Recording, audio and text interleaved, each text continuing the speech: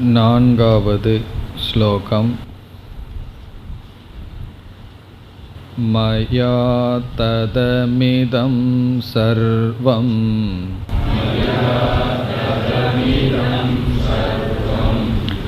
ஜகதவ்யக்தமூர்த்தினா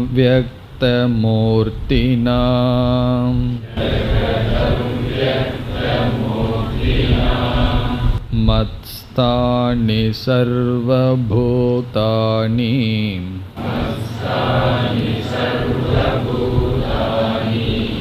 ந சாகம் தேஷ்வவஸ்திதஹ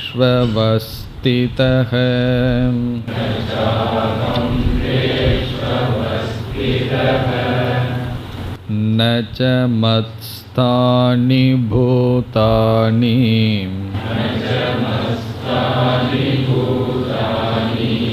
பஷ்ய மே யோகமைஸ்வரம்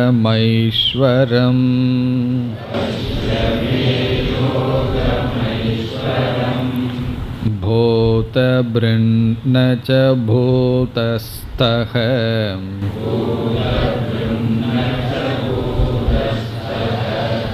மமாத்மா பூதபாவனஹ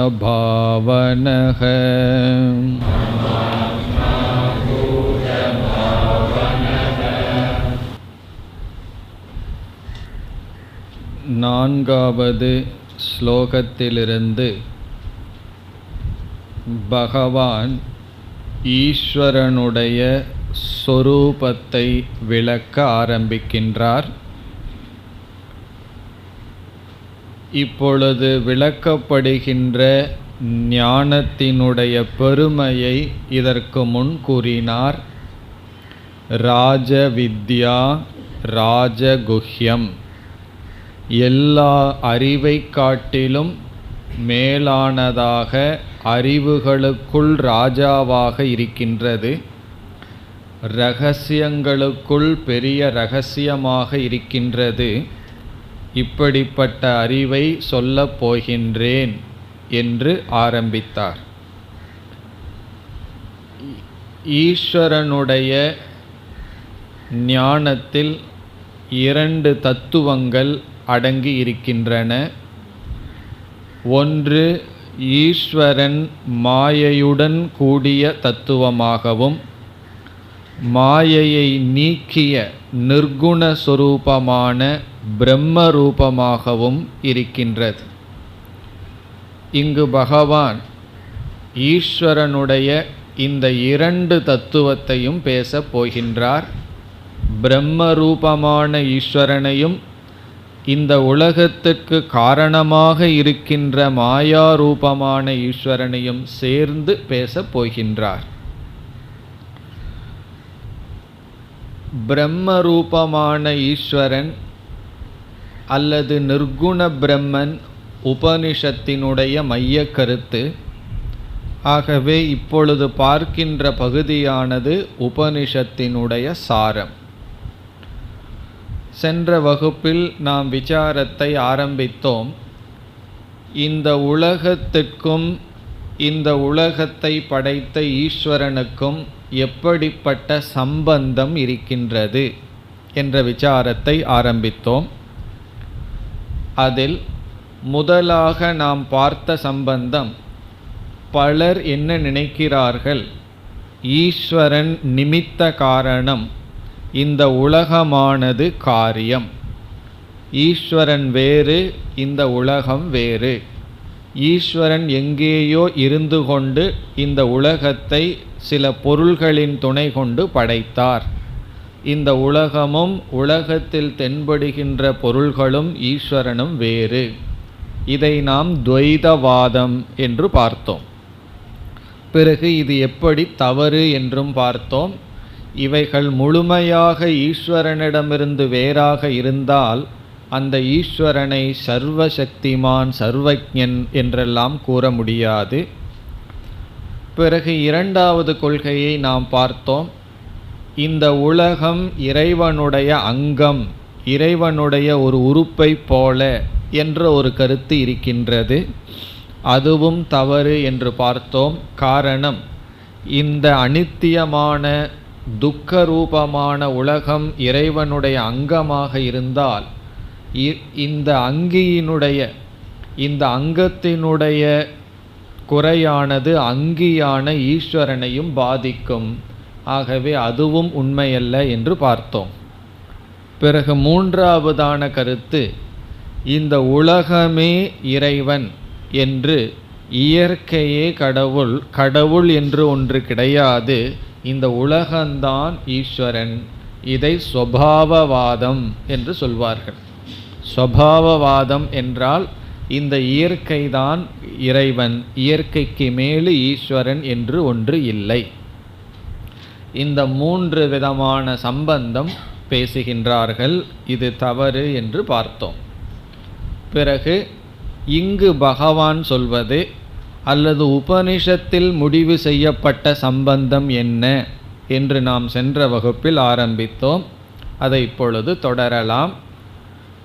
ஈஸ்வரனுக்கும் இந்த உலகத்திற்கும் உள்ள சம்பந்தம் சத்திய மித்யா சம்பந்தம்.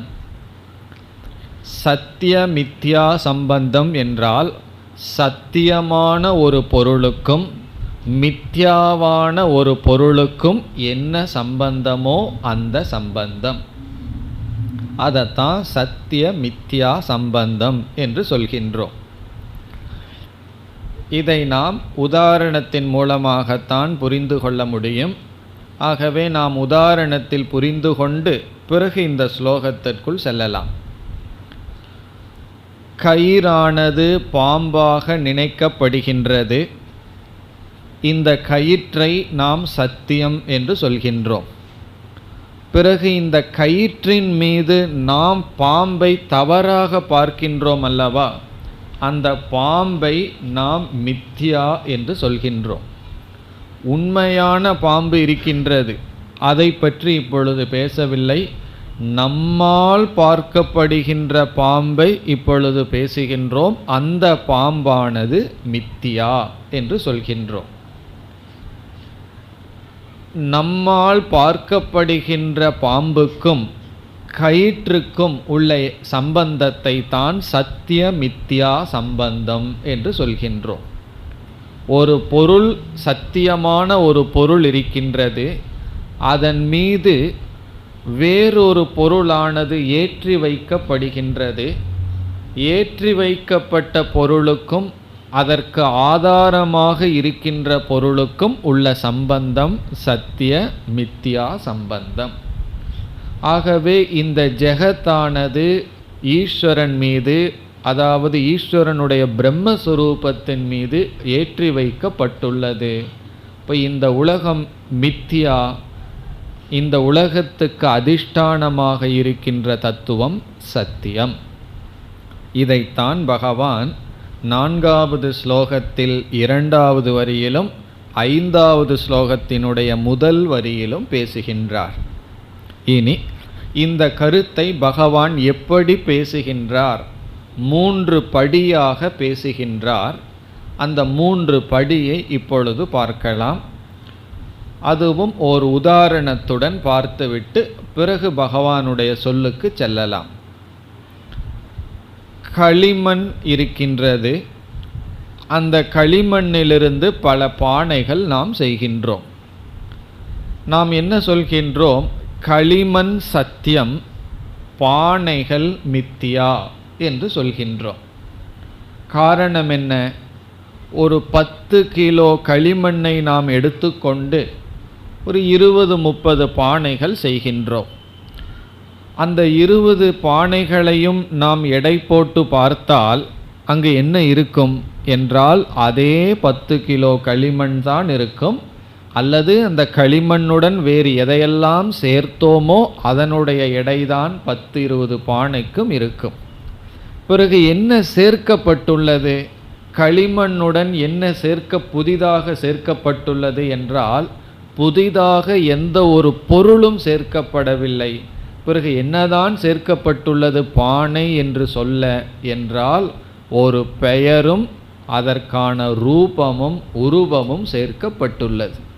இப்போ களிமண்ணுடன் நாம ரூபத்தை சேர்த்தவுடன் பானை என்ற காரியமானது அல்லது படைப்பானது உற்பத்தி ஆயிருக்கிறது.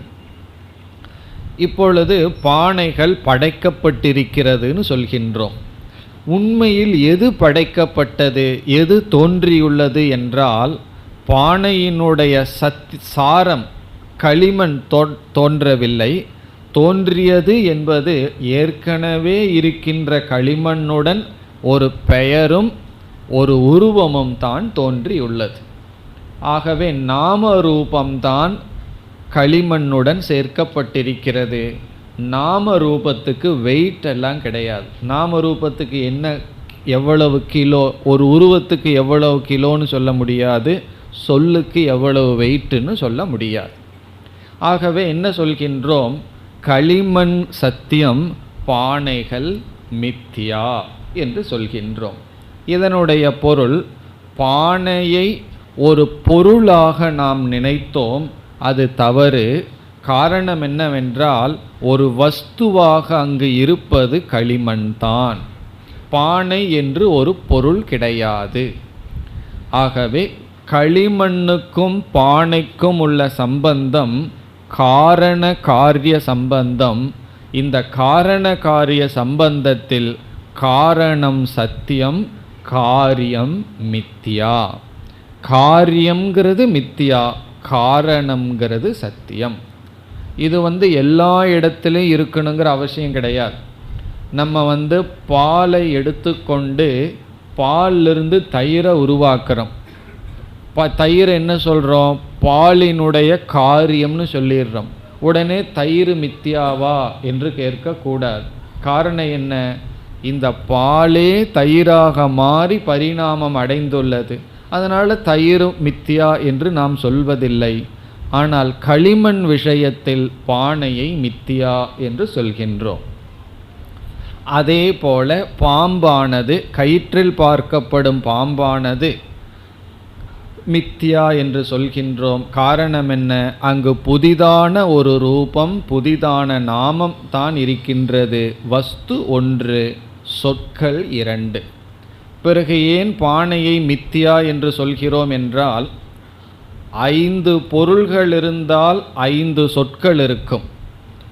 உதாரணமாக இந்த டேபிளில் என்னென்ன இருக்குது என்று கேட்டால், வாட்ச்னு ஒரு வார்த்தையை சொல்லுவோம், கிளிப்புன்னு ஒரு வார்த்தையை சொல்லுவோம், பிறகு புஸ்தகம்னு சொல்லுவோம். 3 வார்த்தையை சொல்கிறோம், 3 பொருள்கள் இருக்கின்றதுங்கிறது நம்முடைய அனுபவம்.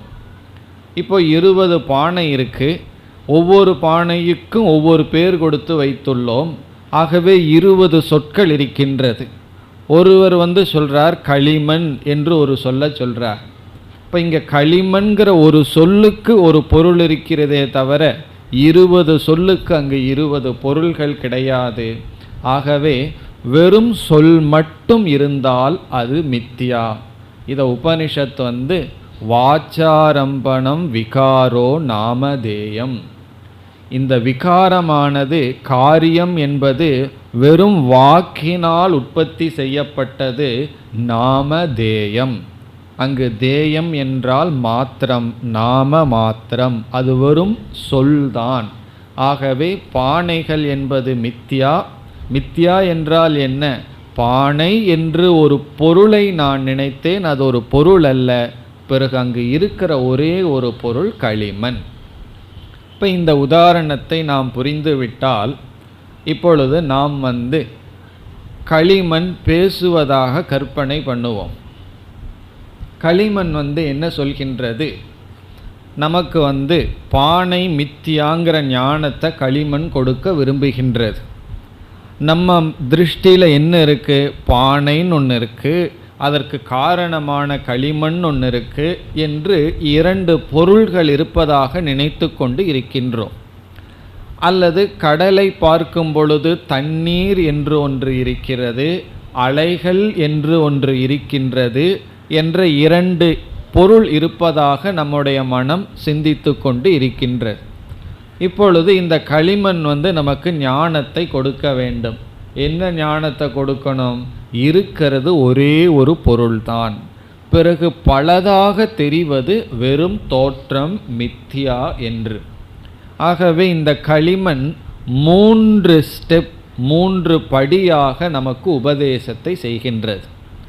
முதல் படி என்ன சொல்கின்றது என்றால், எல்லா பானைகளும் என்னிடத்தில் இருக்கின்றன. இது களிமண் சொல்ற முதல் ஸ்டேட்மெண்ட். என்ன சொல்கின்றது? களிமண் என்ன பேசுகின்றது? எல்லா பானைகளும் என்னிடத்தில் இருக்கின்றன. உடனே களிமண்ணெல்லாம் பேசுமாங்கிற கேள்வி வேண்டாம். நம்மளும் பேசிட்டு தான் இருக்கோம். களிமண் புத்தியில் சில சமயம் ஒன்றும் இல்லாமல் பேசிட்டு தான் இருக்கோம். ஆகவே களிமண் பேசுமானா இது ஒரு உதாரணத்தில் தான் நம்ம சொல்கின்றோம். களிமண் பேசுகின்றதாக கற்பனை செய்வோம். களிமண் என்ன சொல்கின்றது? எல்லா பானைகளும் என்னிடத்தில் இருக்கின்றது. ஃபர்ஸ்ட் ஸ்டேட்மெண்ட், முதல் வாக்கியம். அப்போ நமக்கு களிமண் எதை அறிமுகப்படுத்தியிருக்கு? இங்கு 20 பானைகள் இருக்கின்றது. இந்த 20 பானைகளும் என்னிடத்தில் இருக்கின்றது என்று சொல்கின்றது. பிறகு நாம் என்ன புரிஞ்சுக்குவோம்? பானைன்னு ஒன்று இருக்குது, களிமண் ஒன்று இருக்குது. அதனால தானே களிமண் சொல்லுது பானையெல்லாம் என்னிடத்தில் இருக்கின்றது. இப்போ பணம் என்னிடத்தில் இருக்கிறதுன்னு சொன்னால் என்ன அர்த்தம்? நான் ஒருத்தன் இருக்கேன், பணம்னு ஒன்று இருக்குது, அது என்னிடத்தில் இருக்கின்றது. புஸ்தகம் என்னிடத்தில் இருக்கின்றது. அப்படி சொல்வது போல் களிமண் முதல்ல ஒரு வாக்கியத்தை சொல்லுது, பானைகளெல்லாம் என்னிடத்தில் இருக்கின்றது.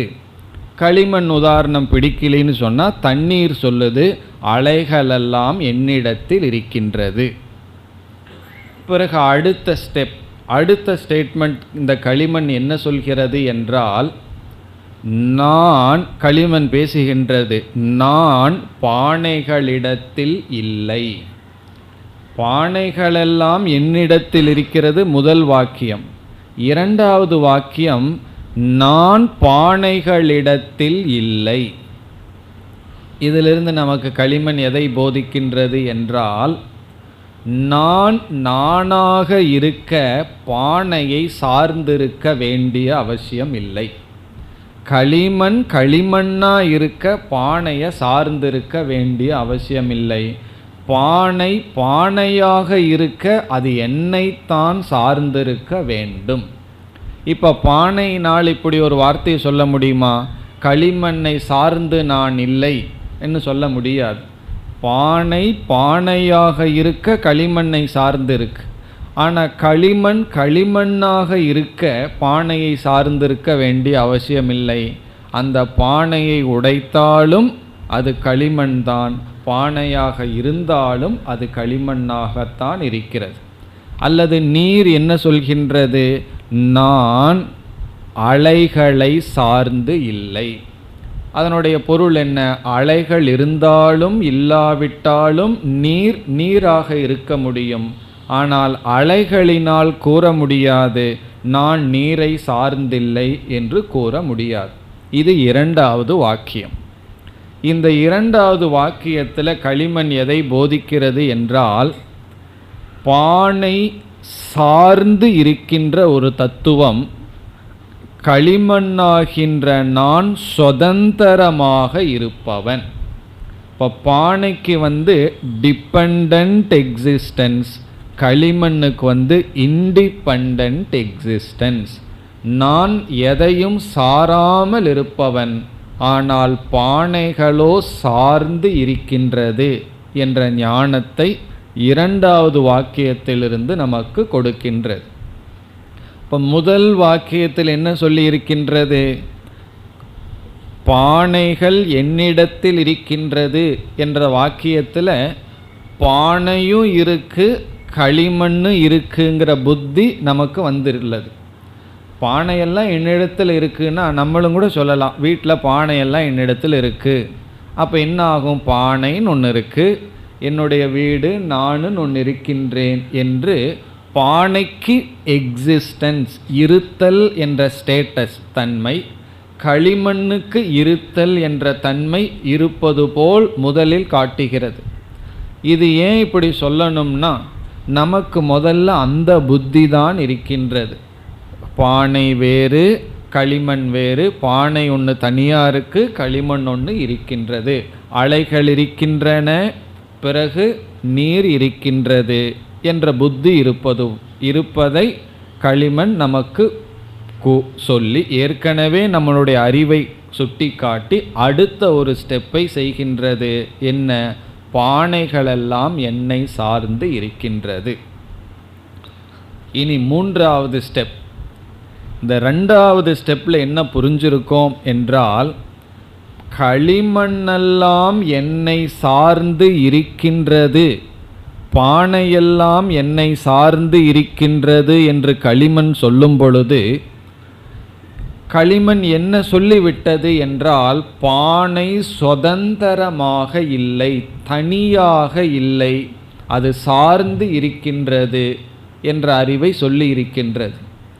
ஆனால் களிமண் சுதந்திரமாக எதையும் சாராமல் இருக்கின்றது என்று சொல்லி இருக்கின்றது. இதிலிருந்து உண்மையில் என்ன சித்திக்கின்றது என்றால், எது சார்ந்து இருக்கின்றதோ அது உண்மையில் கிடையாது. காரணம் என்ன? அதற்கு சுதந்திரமாக இருத்தல் என்ற தன்மையே இல்லை என்றால் அது உண்மையில் இல்லை. இப்போ பானை என்பது உண்மையிலேயே கிடையாதுதான். காரணம் என்ன? அது களிமண்ணை சார்ந்து இருப்பதனால்.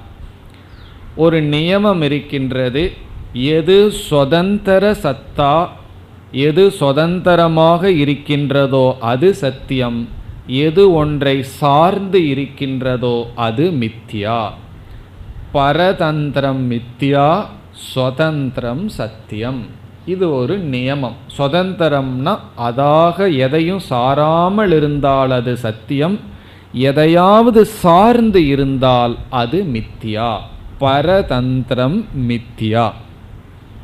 மித்யான்னு என்ன? வெறும் தோற்றம்தான், ஆனால் அங்கு இல்லை. இப்போ இந்த கருத்துடன் இனி மூன்றாவது ஸ்டெப்புக்கு போவோம்.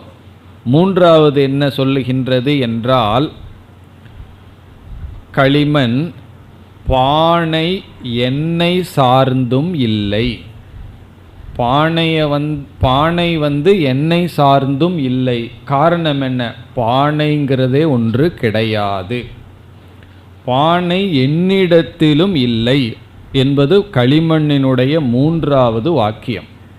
முதல் வாக்கியத்துக்கு ஆப்போசிட்டான வாக்கியம்தான். முதல் என்ன சொல்லுச்சு? பானைகளெல்லாம் என்னிடத்தில் இருக்கின்றது. இரண்டாவது, நான் பானைகளிடத்தில் இல்லை. மூன்றாவது, பானைகள் என்னிடத்திலும் இல்லை. காரணம் என்ன? பானைன்னு ஒரு பொருள் இருந்தாத்தேன என்னிடத்தில் இருப்பது.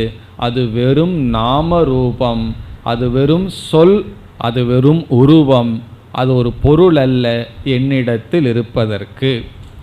இவ்விதம் மூணாவது வாக்கியத்தில் என்ன அறிவு நமக்கு புகட்டப்படுகிறது? பானைன்னு ஒன்று கிடையாது. நம்ம மனசில் பானைங்கிறது ஒன்று இருப்பதாக நினைத்தால் அது வெறும் கற்பனையே தவிர கிடையாது. இப்போ முதல் வாக்கியத்தில் பானையும் இருக்கு, களிமண்ணும் இருக்கு. இரண்டாவது வாக்கியத்தில் பானை சார்ந்து இருக்கிறது, களிமண் சுதந்திரமாக இருக்கு. மூணாவது வாக்கியத்தில் களிமண் தான் இருக்கு, பானைங்கிறது கிடையாது. பிறகு இருக்கிற மாதிரி தெரியுதே, அதற்கு பெயர்தான் மித்யா. மித்யான்னு சொன்னால் எது இல்லையோ ஆனால் இருக்கிற மாதிரி அனுபவம் இருக்கிறதோ அது மித்யா. இதுதான் களிமண்ணுக்கும் பானைக்கும் உள்ள சம்பந்தம். இதே உதாரணத்தை நம்ம அலைகளுக்கும் தண்ணீருக்கும் சொல்லலாம். தண்ணீர் சத்தியம், அலைகள் மித்யா. அலைகள் மித்தியான்னு சொன்னால் நம்ம அசத் என்று சொல்லவில்லை. இப்போ நம்ம இடத்துல 3 விதமான எக்ஸிஸ்டன்ஸ் இருக்கின்றது. ஒன்று சத், இனி ஒன்று அசத், இனி ஒன்று மித்யா. சத் என்றால் எப்பொழுதும் இருப்பது, அசத் என்றால் இல்லை, அனுபவத்துக்கும் இல்லை. முயல் கொம்பு இருக்கு, முயலுக்கு கொம்புங்கிறது ஒன்று கிடையாது, அனுபவத்திலையும் கிடையாது. அதை அசத் அல்லது துச்சம் என்று சொல்வோம். மூன்றாவது மித்யா என்ற சொல். மித்யா என்றாலும் அசத், ஆனால் அது இல்லைதான், இருக்கிறது போன்ற ஒரு தோற்றத்தை கொடுத்து கொண்டு இருக்கும். இந்த 3 படியில் என்ன உபதேசிக்கப்படுகிறது என்றால், காரியமானது வெறும் தோற்றம், காரணம்தான் சத்தியம். இனி நம்ம பகவானுடைய வாக்கியத்திற்கு செல்லலாம். என்ன சொல்கின்றார் என்றால், இந்த உலகத்துக்கும் எனக்கும் உள்ள சம்பந்தத்தை பகவான் பேசுகிறார். இனி நம்ம களிமண்ணையெல்லாம் விட்டுருவோம். களிமண்ணை விட்டுட்டு பகவானுடைய வாக்கியத்திற்கு வரலாம். முதல் வாக்கியம் பகவான் சொல்றார். இப்பொழுது 4வது ஸ்லோகத்தில் 2வது வரி, மத்ஸ்தானி சர்வபூதானி. சர்வபூதானி எல்லா உயிரினங்களும், எல்லா ஜீவராசிகளும், எல்லா பொருள்களும். சர்வபூதானினா அகிலம் ஜெகத், அனைத்து உலகமும். என்ன சொல்றார்? மத்ஸ்தானி என்னிடத்தில் இருக்கின்றது. மத்ஸ்தானி என்றால் என்னிடத்தில் இருக்கின்றது. என்னிடத்தில் தான் அவைகளுக்கு ஸ்தானம், இருப்பிடம். மத்ஸ்தானி சர்வபூதானி. இந்த உலகத்தில் என்னென்னலாம் படைக்கப்பட்டுள்ளதோ அனைத்தும் என்னிடத்தில் இருக்கின்றது. அப்போ நம்ம என்ன நினைக்க தோணும்? உலகம்னு ஒன்று இருக்குது, ஜீவராசிகளான நம்மெல்லாம் இருக்கோம், பகவான் ஒருத்தர் இருக்கார், இப்போ ஈஸ்வரன் ஒருத்தர் இருக்கார், உலகம்னு ஒன்று இருக்குது, நம்மெல்லாம் எங்கே இருக்கோம்? ஈஸ்வரன் இடத்தில் இருக்கின்றோம் என்ற எண்ணம் நமக்கு வரும். அந்த எண்ணத்தில் தான் நம்ம ஏற்கனவே இருக்கின்றோம். அதைத்தான் முதல்ல பகவான் கூறுகின்றார். இனி 2வது ஸ்டேட்மெண்ட் என்ன? கடைசி பகுதி, நச்ச அகம் தேஷு அவஸ்திதக. அகம் என்றால் நான். நான் இந்த இடத்துல பகவான் நிர்குண ரூபமான பகவான். நான் நிர்குண ரூபமான பிரம்மஸ்வரூபமான நான். தேஷு அவைகளிடத்தில். இங்கு அவைகளிடத்தில் என்றால் எல்லா ஜீவராசிகளிடத்தில். ந அவஸ்திதக இல்லை, சார்ந்து இல்லை. நான் அவைகளை சார்ந்து இல்லை. அவைகளெல்லாம் என்னிடத்தில் இருக்கின்றது, நான் அவைகளிடத்தில் இல்லை என்றால் அவைகளை சார்ந்து நான் இல்லை. இதில் என்ன பகவான் சொல்லிவிட்டார் என்றால், நான் சுதந்திரமாக இருக்கின்றேன், அவைகளை சார்ந்து நான் இல்லை, என்னை சார்ந்து அவைகள் இருக்கின்றன. இந்த உலகமே என்னை சார்ந்து இருக்கின்றது, நான் அவைகளை சார்ந்து இல்லை. இதை ஆழ்ந்து சிந்திச்சு பார்த்தோம்னா தெரியும். இந்த உலகத்தில் ஒரு பொருள் இருக்குது, ஒரு பொருள் சத்தியமாக இருக்குன்னா அதுக்கு ரியாலிட்டி கொடுக்கறது யாருன்னா நம்ம தான். நம்ம அதை பார்த்து இருக்குன்னா இருக்குது, நம்ம அது இல்லை அப்படின்னு சொன்னால் இல்லை. ஆகவே ஒரு பொருள் இருக்குது, அந்த பொருள் என்னை துன்புறுத்துகிறது, என்னை பாதிக்கிறதுன்னு சொன்னால் எந்த பொருளுக்கும் அந்த சக்தி கிடையாது. அந்த பொருளை இருக்குன்னு முடிவு செய்தது நம்ம தான்.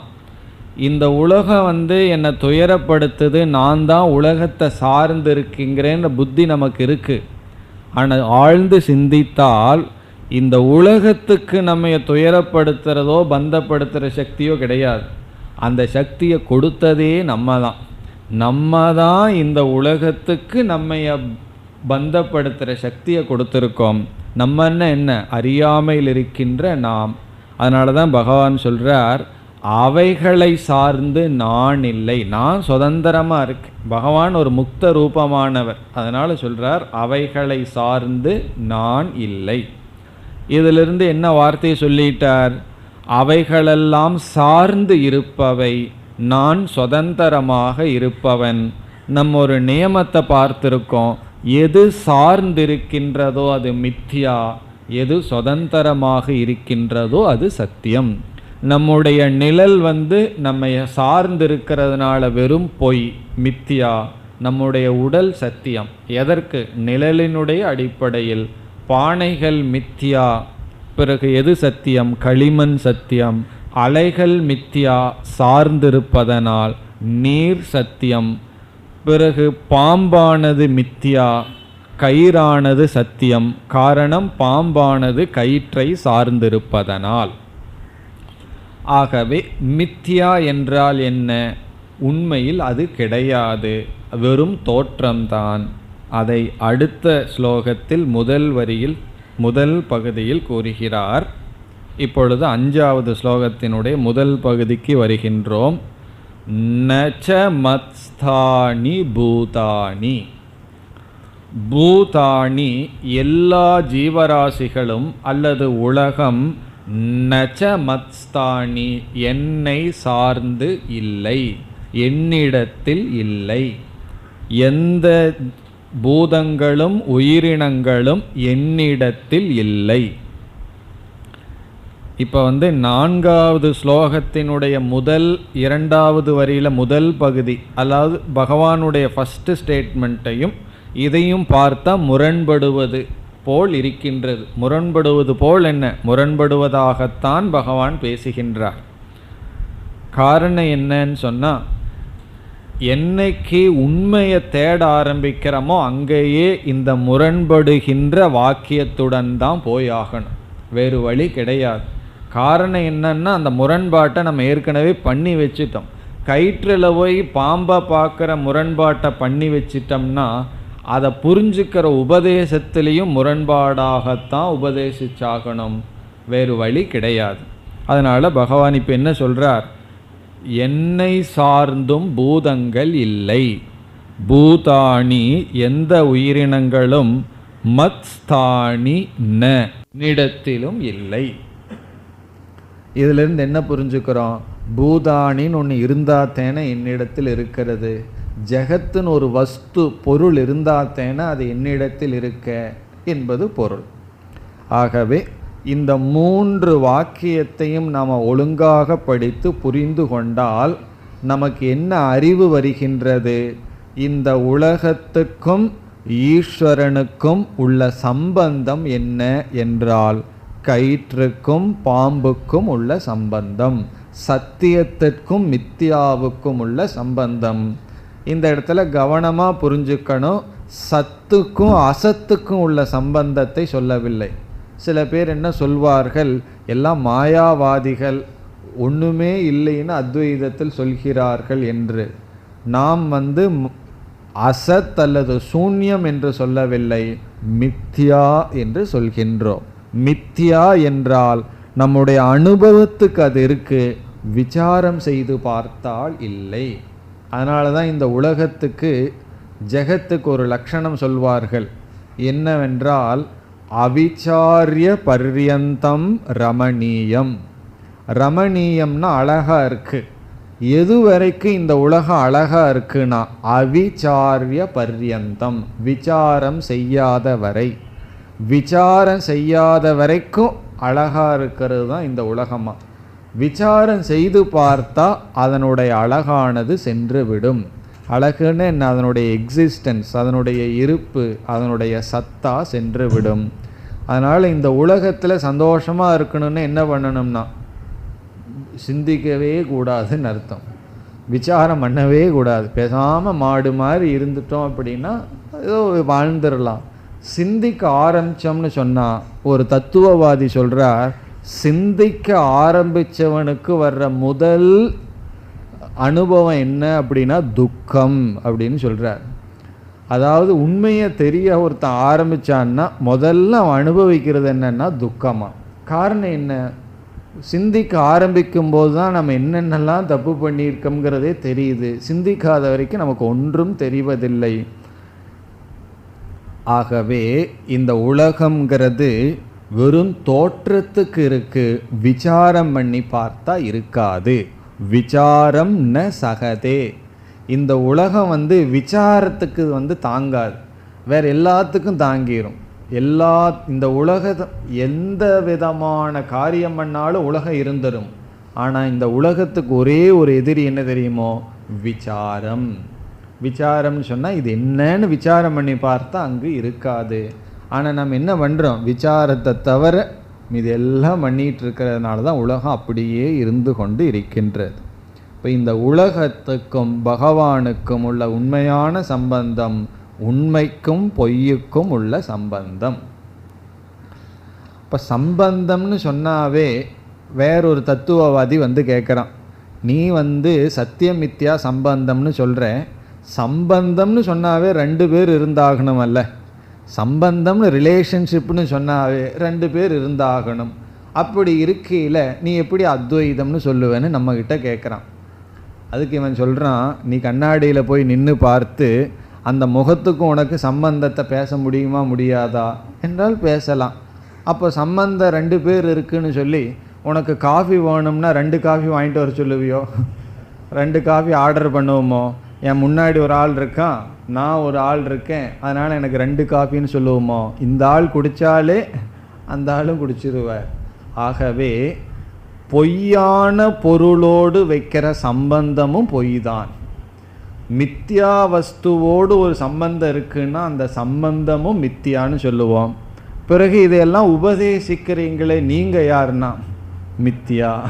இதையெல்லாம் கேட்டுட்ருக்கிறேனே நான் யாருன்னா மித்தியா. இதையெல்லாம் சொல்கிற சாஸ்திரம் என்னன்னா மித்தியான்னு சொல்லிடுவோம். இது எல்லாமே மித்தியா. பிறகு எல்லாமே மித்தியான்னா ஒருத்தன் கொஞ்சம் அதிகமாக சிந்திக்க ஆரம்பிச்சிட்டான், அதனால் என்ன சொல்லிட்டான், சூன்யம்னு சொல்லிட்டான். ஒன்றுமே இல்லை, எல்லாமே மித்தியா, அதனால் சூன்யம்னு சொல்லலாமேனா. இதை சொல்கிறதுக்கு ஒரு ஆள் வேணும் இல்லையா, அவன்தான் சத்தியம்னு சொல்லிடும். இந்த சூன்யவாதி என்ன செய்ய ஆரம்பிச்சிட்டான், சாஸ்திரத்தை விட்டுட்டான். சாஸ்திரத்தை விட்டுட்டு அவனுடைய புத்தியை மட்டும் ஓவராக சிந்திக்க ஆரம்பிச்சிட்டான். அதனால் பாதி கிணறு தாண்டி இருக்கான். நம்ம இதெல்லாம் வெறும் தோற்றம் பொய்ன்னு சொல்கிறோம், அதைத்தான் அவனும் சொல்கிறான். ஆனால் இந்த சொல்கிறவனை அவன் மறந்து விட்டான், தன்னையே அந்த சூன்யத்தில் சேர்த்தி கொண்டான். ஆகவே அனைத்து பொய்யுக்கும் ஒரு உண்மை இருந்தாக வேண்டும். இதுவும் ஒரு நியமம் இருக்கு, நிரதிஷ்டான பிரமக ந சம்பவதின்னு ஒரு நியமம். நிரதிஷ்டானம்னு சொன்னால் ஆதாரம் இல்லாமல் அதற்கு மேல் ஒரு பொய் நடக்காது. அதனால தான் எங்கெல்லாம் ஒரு பொய் இருக்கோ அங்கே கண்டிப்பாக உண்மை இருந்தாகணும். உண்மை இருந்தால் தான் பொய் என்பதே ஒன்று இருக்கும். ஏன்னா உண்மைக்கு மேலே தானே பொய் சொல்ல முடியும். ஒருவர் பொய் சொல்கிறாருன்னு சொன்னால் எப்போ பொய் சொல்ல முடியும், உண்மைன்னு ஒன்று இருக்கணும். அந்த உண்மைக்கு மேலே தானே பொய் சொல்ல முடியும். வெறும் பொய்யை சொல்ல முடியுமா? அது எப்பேற்பட்ட பொய் சொல்கிறவங்கனாலே முடியாது. காரணம் என்ன, உண்மைன்னு ஒன்று இருந்தால் தான் அதற்கு மேலே பொய் சொல்ல முடியும். ஆகவே சத்தியங்கிற ஒரு பொருள் மீது பொய் மித்யா என்ற ஜெகத்தானது ஏற்றி வைக்கப்பட்டுள்ளது. இந்த சம்பந்தத்தை தான் பகவான் இந்த 3 வரியில் 3 பகுதியில் கூறியிருக்கின்றார். எப்படி எல்லா ஜீவராசிகளும் என்னிடத்தில் இருக்கின்றது, நான் அவைகளிடத்தில் இல்லை, அவைகள் என்னிடத்திலும் இல்லை. இப்படி சொல்லிட்டு என்ன சொல்றார் 5வது ஸ்லோகத்தில். இனி நாம் தொடர்கின்றோம். பஷ்யமே யோகம் ஐஸ்வரம். பஷ்ய பார் அப்படின்னு அர்ஜுனனை பார்த்து சொல்றார். ஹே அர்ஜுனா, பார் மே என்னுடைய யோகம், என்னுடைய யோகத்தை பார்த்தாயா, இதுதான் என்னுடைய யோகம்னு ஆச்சரியமாக பகவான் இந்த இடத்துல சொல்கிறார். நம்ம எந்த ஒரு புதிய ஒன்றை கண்டுபிடிச்சாலும் முதலில் வருகின்ற உணர்வு என்ன தெரியுமோ, ஆச்சரியந்தான். புதுசாக ஒன்று நமக்கு தெரிஞ்சிடுதுன்னா என்ன வரும், ஆச்சரியந்தான் வரும். அதனால தான் குழந்தைங்க ஒவ்வொரு செகண்டு ஆச்சரியமாக வாழ்ந்துட்டுருக்கு. காரணம் என்ன, புதுசாக கண்டுபிடிக்கிறது. அதனால் குழந்தைகளுடைய வாழ்க்கையே ஏன் சந்தோஷமாக இருக்குன்னா, புதிதாக விஷயம் வர வர அது ஆச்சரியமாக அது பார்க்கின்றது. அந்த ஆச்சரியத்தை பகவான் இங்கு காட்டுகின்றார். பஷ்ய, இதோ பார். எதுக்கு பஷ்யன்னு அர்ஜுனர் பார்த்து சொல்லணும்? அர்ஜுனன் பார்த்துட்டு தான் இருக்கான் பகவானை. பிறகு இதோ பார்னு ஏன் சொல்கிறார்? இது என்னுடைய பெரிய ஆச்சரியமான மாயை, இது என்னுடைய யோகத்தை பார் என்று சொல்கின்றார். பஷ்யமே யோகம், என்னுடைய யோகத்தை பார். இங்கு யோகம்னு சொன்னால் என்னுடைய செயல், என்னுடைய தன்மையை பார். சத்தியமாக நான் இருந்து கொண்டு எனக்கு மேல் இந்த பொய்யான உலகத்தை படைத்துள்ளேன், இதை நீ பார். பிறகு யோகம். யோகம்ங்கிறதுக்கு இந்த இடத்துல பகவானுடைய ஆக்டிவிட்டீஸ், பகவானுடைய செயல். அடுத்தது ஐஸ்வரம். ஐஸ்வரம் சொன்னால் ஈஸ்வரனை சார்ந்தது. ஐஸ்வரம்னா ஈஸ்வரஸ்ய இதம், ஈஸ்வரனை சார்ந்தது. அதாவது என்னை சார்ந்த, ஈஸ்வரனான என்னை சார்ந்த இந்த செயலை பார் என்று ஆச்சரியமாக சொல்கின்றார். இது எப்போ ஆச்சரியம்? எனக்கு ஆச்சரியமாகவே இல்லையேன்னு சொன்னால் என்ன அர்த்தம்? ராஜகுஹ்யம் அப்படின்னு அர்த்தம். என்ன சொல்லியிருக்கார் பகவான்? இப்போ நான் சொல்ல போகிற ஞானம் பெரிய ரகசியம் அப்படின்னு சொல்லியிருக்கார். இதை படித்த ஒன்றுமே எனக்கு ஆச்சரியமாகவே இல்லையே அப்படின்னு சொன்னால், இதை பகவான் உபதேசம் பண்ணினதுக்கப்புறமும் இந்த தத்துவம் ரகசியமாக இருக்குது அப்படின்னு அர்த்தம். அதனுடைய அர்த்தம் என்ன? மற்ற எல்லா ரகசியமும் வெளியே சொன்னால் தெரிஞ்சு போயிடும். வேதாந்தம் மட்டும் பெரிய ரகசியம். எவ்வளோதான் சொன்னாலும் அது ரகசியமாகவே இருக்கும், அது புரியாமலேயே இருக்கும். யாருக்கு? அதிகாரி இல்லாதவர்களுக்கு புரியாமலே இருக்கும். அதனால தான் என்ன சொல்லுவார்கள், இந்த சம்பிரதாயம்னு ஒன்று இருக்கே, ட்ரெடிஷன், அது இந்த ஞானத்தை எப்படி காப்பாற்றி இருக்குங்கிறதுக்கு ஒரு உதாரணம் சொல்வார்கள். அவர்கள் புரிஞ்சுட்டாங்களே இல்லையோ, இந்த சம்பிரதாயம் ட்ரெடிஷனுங்கிறது ரொம்ப முக்கியம். அவர்கள் புரிஞ்சிக்காமையே இந்த சம்பிரதாயத்தை அப்படியே பரம்பரையாக கொடுத்துருக்காங்களாம். பிறகு யார் புரிஞ்சுக்குவா? அந்த பரம்பரையில் வர்றவங்களுக்கு யாருக்கு தகுதி இருக்கோ அவர் புரிஞ்சுக்குவார். தகுதி இல்லாதவர் என்ன பண்ணுவார்? அவர் புரிஞ்சுக்காமையே அதை கம்யூனிகேட் பண்ணிட்டு வந்துட்டுருக்கார். அதனால தான் ரகசியம்னு சொல்வார்கள். அதுக்கு ஒரு சிறிய கதையும் சொல்லுவார்கள். ஒரு ராஜா ஒரு மலையில் போய் ஒரு காட்டுக்குள்ளிருந்து ஒரு கிளியை பிடிச்சிட்டு வந்துட்டாராம். அது நல்லா பேசுமா, என்ன சொன்னாலும் அது அப்படியே பேசுமா. அதை பிடிச்சிட்டு அவருடைய மாளிகையில் ஒரு கூண்டுக்குள்ளே வச்சுட்டார். பிறகு மீண்டும் கொஞ்ச நாள் அந்த கிளியோட பேசிகிட்டு இருக்கார். நல்லா பேச ஆரம்பிச்சிடுது, பழக ஆரம்பிச்சிடுது. பிறகு அந்த கிளியிடம் சொன்னாராம், நான் மீண்டும் அதே இடத்துக்கு போகிறேன், உன்னுடைய ரிலேஷன்ஸ் எல்லாம் அங்கே இருப்பாங்க, அவங்களுக்கு என்ன சொல்கிறதுன்னு கேட்டாராம். கிளி சொல்லிச்சான், நான் ரொம்ப அழகான தங்க கூட்டில் சந்தோஷமாக இருந்துகிட்ருக்கேன்னு சொல்லுங்க. உடனே ராஜா போனார். போன உடனே மற்ற கிளிகளுடன், உங்களிடம் இருந்த ஒரு நண்பன் ஒரு தங்க கூட்டில் இருக்கான்னு உங்கள்கிட்ட சொல்ல சொன்னார்னார். உடனே ஒரு கிளி அப்படியே செத்து விழுந்துதான். இவருக்கு ஒன்றும் புரியல, பேசாமல் இங்கே வந்தார். வந்த உடனே சொன்னார், இப்படி நீ சொன்னதை நான் சொன்னேன், ஒரு கிளி செத்து விழுந்துடுதுன்னு. இதை கேட்ட உடனே அந்த கூட்டில் இருக்கிற கிளியும் உடனே செத்து விழுந்தது.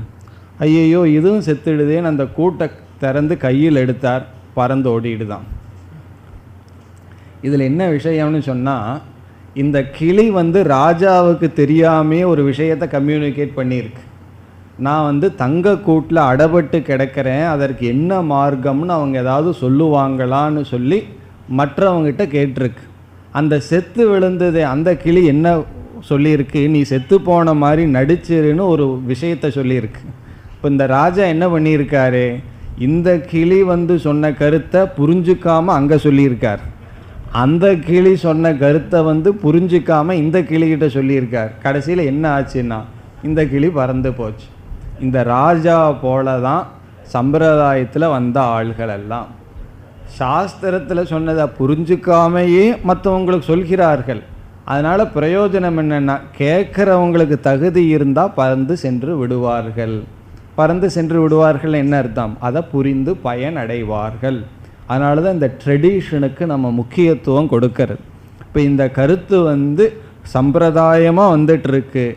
அதை புரிஞ்சிருக்காங்களோ இல்லையோ, ஆனால் ஆரம்ப காலத்திலிருந்து எல்லா காலத்திலும் இந்த அறிவானது தொடர்ந்து வருகின்றது. என்ன அறிவுனா, இதுதான் ரகசியமான அறிவு. இந்த உலகம் வெறும் தோற்றம், இந்த உலகம் அசாரம். பிறகு இதுக்கு சாரமாக இருக்கிறது ஒரே ஒரு பிரம்ம தத்துவம். அதைத்தான் பகவான் இங்கு இந்த 3 வார்த்தையில் சொல்லி ஆச்சரியத்தையும் சொல்லியிருக்கார். பஷ்யமே யோகமைஸ்வரம், என்னுடைய யோகத்தை பார் அர்ஜுனா, இது இவ்விதம் இருக்கின்றது, இதுதான் ரகசியம்னு பகவான் சொல்லி இருக்கிறார். எனக்கு ரகசியமாக தெரியலேன்னா கொஞ்ச நாளைக்கு அப்புறம் தெரியும். எப்போ இது புரியுதோ அப்போ ஆச்சரியமாகவும் ரகசியமாகவும் நமக்கு தெரியும். இனிமேல் என்ன செய்ய போகிறார்? இந்த கருத்தை விளக்கப் போகின்றார். இப்போ முக்கியமான கருத்தை சொல்லிட்டார். இருக்கிறது ஒரே ஒரு பிரம்ம தத்துவம், மீதி எல்லாமே மித்யா, மீதி எல்லாமே வெறும் தோற்றம். இனி மற்ற ஸ்லோகங்களில் 10வது ஸ்லோகம் வரை இந்த கருத்தை எடுத்துக்கொண்டு விளக்குகின்றார். இனி 2வது வரிக்கு வரலாம். 2வது வரியில் கடைசி பகுதி, மம ஆத்மா பூத பாவனக. மம ஆத்மா என்றால் நான் என்று பொருள்.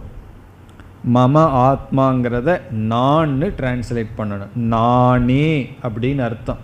அப்போ நான்கிறதுக்கு பகவான் அகம்னு சொல்லிட்டு போகலாமேன்னு சொன்னால், இங்கே நானே அப்படிங்கிற சொல்ல விரும்புறதுக்காக மம ஆத்மான்னு சொல்கிறார். நான் தான், அகம் ஏவ நான் தான் அப்படிங்கிறத மம ஆத்மா என்ற வார்த்தையில் சொல்கின்றார். நானேதான் என்று பொருள். நானேதான் கடைசி சொல் பூத பாவனக, அனைத்தையும் படைப்பவன். பூத பாவனக, இங்கு பாவனம்னா எக்ஸிஸ்டன்ஸ், அனைத்து உயிரினங்களுக்கும் இருப்பை கொடுப்பவன். எக்ஸிஸ்டன்ஸ், இருத்தலை கொடுப்பவன். இப்போ நானேதான் அனைத்தையும் படைப்பவன். அகம் ஏவ நானேதான் மம ஆத்மா பூத பாவனக. இனி முதல் சொல் 2வது வரியில் பூதபிருத். பூதபிருத் என்றால் எல்லா ஜீவராசிகளையும் காப்பவன். எல்லா ஜீவராசிகளும் இருப்பதற்கு நானே காரணம், ஸ்திதி காரணம் என்று பொருள். பூத பாவனகன சிருஷ்டி காரணம், எல்லாருடைய சிருஷ்டிக்கும் நானே காரணம். பூதபிருத், எல்லோருடைய இருப்புக்கும் ஸ்திதிக்கும் நானே காரணம். பூதபிருத். பிறகு உடனே என்ன சொல்றார்? நச்ச பூதஸ்தக, நான் பூதங்களை சார்ந்து இல்லை. மீண்டும் அதே கருத்துக்கு வருகின்றார். எல்லாத்துக்கும் இருப்பை கொடுப்பவன் நான் தான், எல்லோருடைய தோற்றத்திற்கு நான் காரணம், எல்லோருடைய இருப்புக்கும் நான் காரணம். ஆனால் அவைகளிடத்தில் நான் இல்லை. பானையிடத்தில் களிமண்ணாகிய நான் இல்லை, ஆனால் என்னிடத்தில் பானைகள் இருக்கின்றன. அல்லது கயிறு சொல்லலாம், பாம்பிடத்தில் நான் இல்லை, என்னிடத்தில் என்னை சார்ந்துதான் பாம்பானது இருக்கின்றது. இனி நாம் 4வது ஸ்லோகத்தினுடைய 1வது வரிக்கு மீண்டும் செல்லலாம். இப்போ 4, 5 ரெண்டும் சேர்ந்து பார்க்கணும்னு பார்த்தோம். அதில் 1வது வரியில் என்ன சொல்லியிருக்கார் பகவான்? மயா ததமிதம் சர்வம் ஜெகதவ்யக்த மூர்த்தினா. இந்த ஜெகத்தானது, இந்த உலகமானது வெளி தோற்றத்திற்கு வராத என்னால் வியாபிக்கப்பட்டுள்ளது என்று சொல்லியிருக்கின்றார். அவ்யக்த மூர்த்தின வெளி தோற்றத்திற்கு வராத என்னால் இந்த உலகம் அனைத்தும் வியாபிக்கப்பட்டுள்ளதுன்னு சொல்லியிருக்கிறார். இதில் நமக்கு சில சந்தேகங்கள் வரலாம். வியாபிக்கப்பட்டுள்ளதுன்னு சொன்னால் நம்ம சாதாரணமாக என்ன நினைப்போம்? இப்போ இந்த அறை முழுவதும் நல்ல வாசனையினால் வியாபிக்கப்பட்டுள்ளதுன்னு சொன்னால் என்ன நம்ம புரிஞ்சுக்குவோம்? இந்த அறை இடம்னு ஒன்று இருக்குது, வியாபிக்கின்ற நல்ல வாசனைன்னு ஒன்று இருக்கின்றது என்று நாம் புரிந்து கொள்வோம். அப்படி அல்ல. இங்கு எப்படி புரிந்து கொள்ள வேண்டும்? இந்த ஜெகத்தானது வெளி தோற்றத்திற்கு வராத என்னால் வியாபிக்கப்பட்டுள்ளது என்பதை பாம்பை குறித்து கயிறு சொல்கின்றது. கயிறு என்ன சொல்லுது என்றால், வெளித்தோற்றத்துக்கு வராத என்னால் பாம்பானது வியாபிக்கப்பட்டுள்ளது. பாம்பு கயிறுன்னா நம்ம வேதாந்தத்தில் வர்ற பாம்பு, வேதாந்தத்தில் பேசுகிற கயிறு. இந்த கயிறு நம்ம பார்த்து கொண்டு கயிறைத்தான் பார்த்துட்டு இருக்கோம். அந்த கயிற்றில் எதை பார்த்துட்டு இருக்கோம்? பாம்பை பார்க்கிறோம். இப்போ இந்த கயிறு வெளித்தோற்றத்திற்கு வந்ததா வராததா என்றால், அது வெளித்தோற்றத்துக்கு தெளிவாக பார்த்துருந்தோம்னா அதில் பாம்பை பார்த்துருக்க மாட்டோம். ஆகவே அது வெளித்தோற்றத்திற்கு வராமல் இருக்கு. சரி, நம்ம எவ்வளவு அடி பாம்பை பார்ப்போம் என்றால், கயிறு 10 அடி இருந்ததுன்னா பார்க்குற பாம்பும் 10 அடி தான் பார்ப்போம். ஆகவே அந்த 10 அடி பாம்பினுடைய இருத்தல் யாரால் வியாபிக்கப்பட்டுள்ளது என்றால் கயிற்றினால் வியாபிக்கப்பட்டுள்ளது. இப்போ வெளித்தோற்றத்திற்கு வராமல் கயிறானது அந்த பாம்பை வியாபிப்பது போல் எந்த மாற்றத்தையும் அடையாமல் சத்ரூபமாக இந்த அனைத்து உலகத்தையும் நான் வியாபித்துள்ளேன். இதிலிருந்து என்ன புரிஞ்சுக்கணும்னா, வியாபிக்கின்ற நான், வியாபிக்கப்படுகின்ற உலகம் வேறு என்று புரிந்து கொள்ளக்கூடாது. இந்த உலகம்னு தெரிகிறதுக்கே நான் தான் காரணம். இப்போ என்னுடைய வியாபிக்கப்பட்ட காரணத்தினால்தான் இந்த உலகமானது தெரிகிறது. இப்போ இந்த கருத்தை தான் சங்கரர் ஈஷாவாஸ்யமிதம் சர்வம்ங்கிற இடத்துல கொடுக்கிறார். ஒரு உபனிஷத்து எப்படி துவங்குகிறது? ஈஷாவாஸ்யம், ஈஸ்வரனால் இந்த உலகம் அனைத்தும் வியாபிக்கப்பட்டுள்ளது. இதுதான் உபனிஷத் துவங்குகிறது. அங்கே சங்கரர் என்ன விளக்கம் கொடுக்கிறார்? ஈஸ்வரனால் உலகம் வியாபிக்கப்பட்டுள்ளதுன்னு சொன்னால், ஈஸ்வரன் ஒருத்தர் இருக்கார், உலகம்னு ஒன்று இருக்குது, அந்த உலகத்தில் பகவான் வியாபிச்சிருக்கார்னு அர்த்தம் அல்ல. பிறகு ஈஸ்வர திருஷ்டியினால் நீ உலகத்தை மறைக்க வேண்டும், மூட வேண்டும்னு சொல்கிறார். இப்போ ஈஷானா ஈஸ்வர திருஷ்டி, ஈஸ்வரன்கிற புத்தியினால வாசியம்ங்கிறதுக்கு இனியொரு பொருள் மறைக்கப்பட வேண்டும். அதில் இருந்தால் வேஷ்டிங்கிற சொல்லெல்லாம் வந்திருக்கு, மறைக்கப்படுதல். இப்போ நீ உலகத்தை உலகம்னு பார்த்து கொண்டு இருக்கின்றாய். நீ இந்த உலகத்தை மறைச்சிரு. உலகத்தில் உலகம்ங்கிற புத்தியை விட்டு ஈஸ்வரன்கிற புத்தியினால் வியாபிக்க வேண்டும். ஒரு யானை மரத்தில் செஞ்சிருக்கு. சின்ன குழந்தை யானைன்னு பார்த்து பயந்துட்டு இருக்கு. பிறகு அந்த பெரியவர் என்ன சொல்றார்? அந்த யானைங்கிற புத்தியை மரம்ங்கிற புத்தியினால மறைச்சிரு. அப்படின்னு என்ன அர்த்தம்? மரம்ங்கிற புத்தியினால யானைங்கிற புத்தியை நீக்கிருன்னு அர்த்தம். அதே போல ஈஸ்வரன்கிற புத்தியினால உலகம்ங்கிற புத்தியை நீக்கிவிடு என்பது பொருள். காரணம் என்ன? அந்த ஈஸ்வரன் தான் அனைத்துமாக வியாபிக்கப்பட்டு இருக்கின்றார். வியாபிக்கப்படுவது வியாபிப்பவர்னு பேதம் கிடையாது என்று நாம் புரிந்து கொள்ள வேண்டும். அதனால தான் அவ்யக்த மூர்த்தினா, சத்தியமான என்னால் மித்யாவான இந்த ஜெகத்தானது வியாபிக்கப்பட்டுள்ளது. அதை பகவான் இவ்விதம் கூறி பிறகு 2வது வரியில் என்ன செய்து விட்டார்? பூதபிருன் நச்ச பூதஸ்தக, எல்லாத்தையும் நான் தான் தாங்குகின்றேன், அவைகளுக்குள் நான் இல்லை. இனி நாம் 6வது ஸ்லோகத்திற்கு செல்லலாம். யதா காஷஸ்திதோ நித்யம்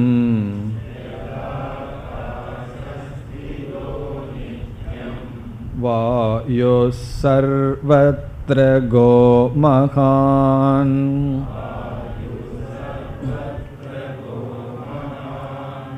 ததா சர்வாணி பூதானி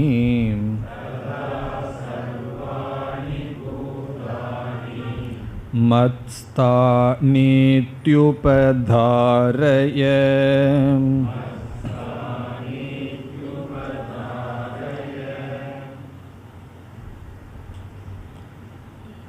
இங்கு மீண்டும் பகவான் உதாரணத்தின் மூலமாக பிரம்மஸ்வரூபத்தை விளக்குகின்றார். பிரம்ம அல்லது ஈஸ்வர சொரூபம் என்ன சொரூபத்தை விளக்குகின்றார் என்றால், பிரம்ம அசங்கம் என்ற கருத்தை விளக்குகின்றார்.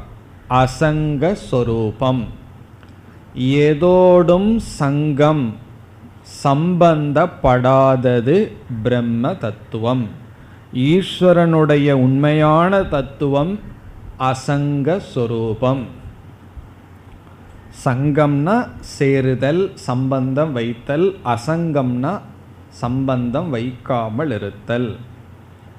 எல்லா பிரச்சனையும் எதிலிருந்து வருதுன்னா சம்பந்தத்திலிருந்து தான் வருது. சம்பந்தியிலிருந்தும் சம்பந்தத்திலிருந்து தான் பிரச்சனையே ஆரம்பிக்கின்றது. சம்பந்தத்தில் தான் எல்லா கஷ்டமும். சம்பந்தம் இல்லைன்னு வச்சுக்குவோமே, ஒரு விதமான துக்கமும் கிடையாது. காரணம் என்னன்னு சொன்னால், இரண்டாவது ஒரு பொருள் வந்தால் தான் நம்மைய அது பாதிக்கும். இல்லையே இரண்டாவது ஆள் இல்லைன்னு சொல்லி நான் துக்கப்பட்டுட்டு இருக்கிறேனேன்னு சொன்னால், இரண்டாவதுங்கிற புத்தியே நமக்கு துயரத்தை கொடுத்துட்ருக்கு. இப்போ உண்மையிலேயே எப்பொழுது ஒருத்தன் உண்மையான அசங்கத்தை அடைய முடியும்னு சொன்னால், இரண்டாவது பொருள் இருக்கும் பொழுது ஒருவன் உண்மையிலேயே அசங்கத்தை அடையவே முடியாது. அவன் எவ்வளோ தூரத்தில் இருந்தாலும் அந்த பொருளை மனசில் நினச்சிட்டு இருக்கலாம். இப்போ செகண்ட் ஆப்ஜெக்ட் இருக்கிற வரைக்கும் ஒரு பொருள் அசங்கம்ங்கிற ஸ்டேட்டஸ் தன்மையை அடையவே முடியாது. அசங்கமான நிலையை அடைகிறதுக்கு ஒரே ஒரு வழிதான் இருக்குது. என்னவென்றால், ஒன்றை தவிர வேற ஒன்றுமே இல்லைங்கிற அறிவுனால தான். ரெண்டாவது பொருள் இல்லை, நான் சங்கம் வைக்கிறதுக்கு, சம்பந்தம் வைக்கிறதுக்கு வேறு பொருள் இல்லைங்கிற அறிவுனால தான் ஒருவன் அசங்கத்தை அடைய முடியும். அந்த அசங்க ரூபத்தை தான் இங்கு பகவான் கூறுகின்றார். அது எப்படி என்றால், இப்போ ஒரு இடத்துல ரெண்டு பொருள் இருக்கு. ஒரு இடத்துல ரெண்டு பொருள் இருந்தால் கண்டிப்பாக சங்கம் சம்பந்தம் வந்துதான் இருக்கும். ஆனாலும் ரெண்டு பொருள் இருக்கு, ஆனால் ரெண்டு பொருளுக்கு சங்கம் இல்லை என்று வைத்துக்கொள்வோம். இப்போ ஒரே இடத்துல ரெண்டு பொருள் இருக்கு. இப்போ உதாரணமாக இங்கே டேபிள் இருக்கு, புஸ்தகம் இருக்கு. டேபிளும் புஸ்தகம் இருக்கிற இடத்துல ரெண்டு சேர்ந்து இருக்கு. ஆனாலும் டேபிளும் இருக்கு, புஸ்தகம் இருக்கு, பக்கத்தில் இருக்கு, ஆனால் சங்கம் இல்லாமல் இருக்கும் என்றால் அது ஒரே ஒரு நிபந்தனையில் தான் நடக்க முடியும். எப்பொழுது என்றால், ஒன்று மித்யாவாக ஒன்று சத்தியமாக இருந்தால். ரெண்டும் சத்தியமாக இருந்தால் கண்டிப்பாக சங்கம் இருக்கும். டேபிள்ங்கிறது ஆதாரம், புஸ்தகங்கிறது அதுக்கு மேலே இருக்கிற பொருள்னு சங்கம் இருக்கும். ஆனால் ரெண்டு பொருள் இருந்து சங்கம் இல்லாமல் இருக்கணும்னா ஒரு பொருள் மித்யாவாக இருக்கணும், ஒரு பொருளினுடைய ரியாலிட்டி வேற ரியாலிட்டியாக இருக்கணும், குறைவாகவும். இனி ஒரு பொருள் சத்தியமாக இருக்கணும். இப்போ உதாரணமாக நம்ம மழை பெஞ்சதுன்னு வச்சுக்குவோமே, ரோட்டில் எல்லாம் என்ன இருக்கும்? நீர் இருக்கும், ரோடு இருக்கும். ரெண்டுக்கும் சம்பந்தம் இருக்கும். ரோடெல்லாம் நனைஞ்சிருக்கும். ஆனால் காணல் நீரை பார்க்கிறோம். காணல் நீரை பார்க்கும்போது காணல் நீருக்கு கீழே என்ன இருக்குது? அங்கேயும் பூமி இருக்குது. இப்போ இந்த ரெண்டு பதார்த்தத்தை பார்க்குறோம். பிறகு நம்ம சொல்கிறோம், பூமியானது நீருடன் சங்கம் இல்லை, சம்பந்தம் வைக்கலைன்னு சொல்கிறோம். அது எப்போ நிகழும்னு சொன்னால், ஒன்றா பூமி பொய்யா இருக்கணும் அல்லது நீர் பொய்யாக இருக்க வேண்டும். அந்த நீர் வெறும் தோற்றமாக இருந்தால் ரெண்டும் சேர்ந்து தென்படும், ஆனால் சங்கம் இருக்காது. இங்கே பகவான் சொல்கிறார், இந்த அகில உலகமும் காணல் நீர் போல என்னிடத்தில் இருந்தாலும் இந்த உலகத்தோடு எனக்கு சம்பந்தம் கிடையாது. நான் அசங்க ஸ்வரூபம், நான் சங்கம் இல்லாதவன், அசங்க ரூபமானவன், சம்பந்தமற்றவன். ஏதோடு சம்பந்தம் இல்லைன்னா இந்த உலகத்தோடும் இந்த உலகத்துக்கு காரணம்னு மாயைன்னெல்லாம் ஏதோ சொல்லிட்டு இருக்கிறோமே, அதோடும் சம்பந்தம் இல்லை. இப்போ மாயைக்கும் எனக்கும், மாயையிலிருந்து தோன்றிய இந்த பிரபஞ்சத்திற்கும் எனக்கு எந்த விதமான சம்பந்தமும் இல்லை, சங்கமும் இல்லை. பிறகு என்ன சொல்றார்? ஆனால் அறியாமையினால் ஏற்றி வைக்கப்பட்டுள்ளது. அது பிரசித்தமான உதாரணத்தை வச்சு பகவான் சொல்றார். இப்போ இங்கே எடுத்துக்கொண்ட உதாரணம் என்னன்னு சொன்னால், ஆகாசமும் வாயு, ஸ்பேஸ் அண்ட் ஏர். ஆகாசம் இருக்கு, வாயு ஆகாசத்துக்குள்ள இருக்கு. ஆகாசம்னா வெட்ட வெளி, வெட்ட வெளிக்குள்ள வாயு இருக்கின்றது. இப்போ வாயு அசுத்தமாக இருந்ததுன்னு சொன்னால் நம்ம சாதாரணமாக என்ன சொல்லுவோம்? வாயு அசுத்தம்னு சொல்கிறதுக்கு பதிலாக ஸ்பேஸ் பொல்யூஷன் அப்படின்னு சொல்லுவோம். ஸ்பேஸ் பொல்யூஷனுக்கு என்ன தமிழில் சொல்கிறது? ஆகாசம் அசுத்தம் அடைந்து விட்டது. ஆகாசம்தான் இடம் சரியில்லை, அந்த இடம் மோசமான வாசனையோட அந்த இடம் இருக்குன்னு சொல்லுவோம். இப்போ இடம்ங்கிறது ஆகாசம். ஆனால் உண்மையிலேயே ஆகாசம் அசுத்தமான தன்மை அடைஞ்சிடுதுன்னா அடையவில்லை. வாயுவில் தான் அசுத்தமான வாயு இருக்குது, சுத்தமான வாயு இருக்கின்றது. ஆனால் எந்த விதமான வாயு சஞ்சரித்து கொண்டிருந்தாலும் ஆகாசம் வாயுவோட அசங்கமாக இருக்கு. அதை பகவான் சொல்கிறார், நான் ஆகாசத்தை போன்றவன், வாயுவை போன்ற அனைத்து பிரபஞ்சமும் என்னிடத்தில் இருந்தாலும் நான் அவைகளோடு சங்கம் வைப்பதில்லை, அவைகளுக்கும் என்னிடத்திலும் எந்த சம்பந்தம் இல்லை என்று சொல்கின்றார். அடுத்த வகுப்பில் பார்ப்போம்.